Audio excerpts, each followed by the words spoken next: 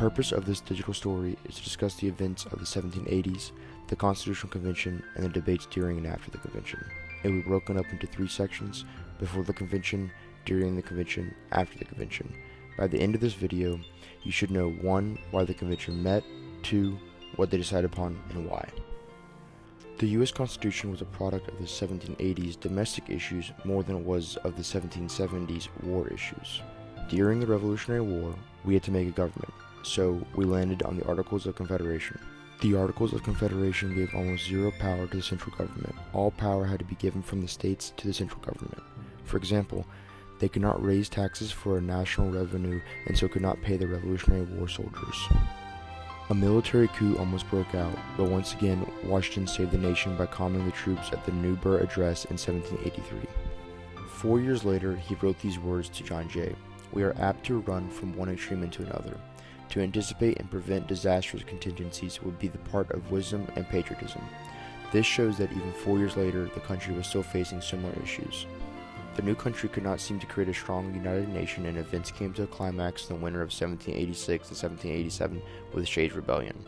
After Shays' Rebellion, extreme economic troubles, and a call for a stronger central government, the Constitutional Convention was called. Some wanted to revise the Articles of Confederation, others had a different plan. State legislatures elected delegates to represent their state. Rhode Island declined to send any delegates. 76 were elected, but only 55 went. Debate immediately ensued. Many of our records of the debates come from James Madison's notes.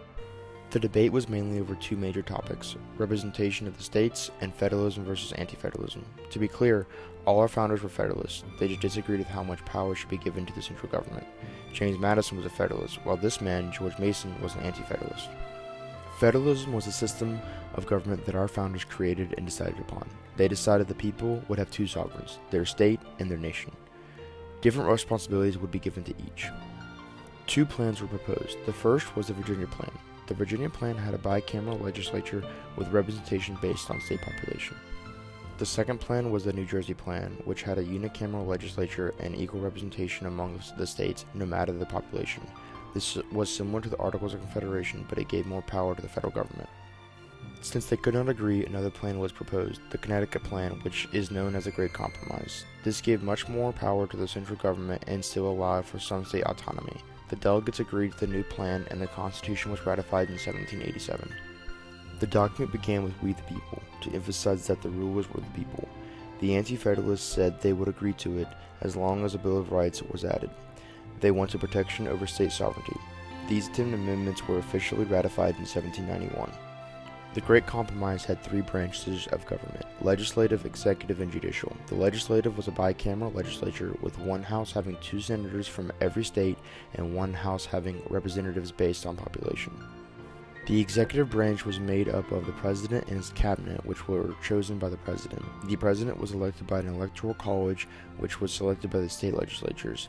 The amount of electors for each state was the amount of senators plus the amount of representatives. The judicial branch was made up of the Supreme Court of the United States, which was led by the Chief Justice. This branch did not have a large role until after 1803, when John Marshall was the Chief Justice. The legislative branch made the laws, the executive branch implemented the laws and could veto them, and the judicial branch made sure they were in line with the Constitution. The presidential veto is something that was certainly not in the Articles of Confederation. This system was called checks and balances and a separation of powers. This thought was created by Montesquieu, a French philosopher who greatly influenced the Founding Fathers' era of political thought.